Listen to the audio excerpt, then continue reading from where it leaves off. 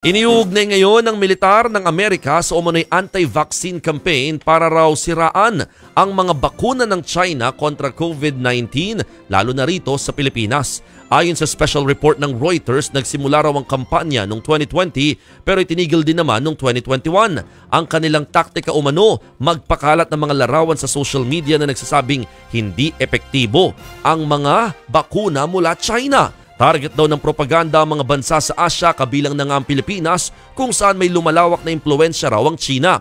Pagganti raw ito sa paninisin ng China sa Amerika na sa kanila nagmula ang pagkalat ng COVID-19. Wala pang komento ang White House tungkol dito pero kinumpirma raw ng isang opisyal ng US Defense Department ang naturang propaganda campaign. Ayon pa sa ulat ng Reuters, sinabi raw ng isang opisyal ng ating Department of Health na dapat imbestigahan ang anti-vaccine campaign.